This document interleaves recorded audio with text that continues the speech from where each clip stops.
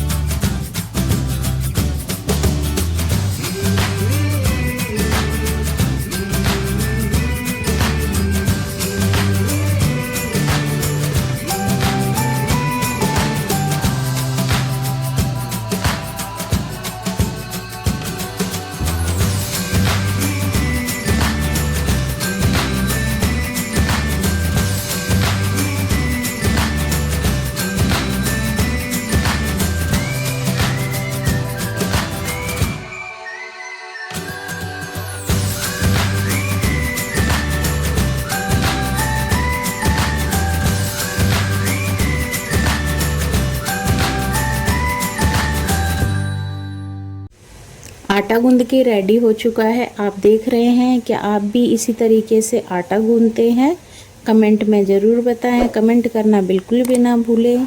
सभी को राधे राधे। मिलते हैं नेक्स्ट वीडियो में। जय माता दी सभी को। Bye bye.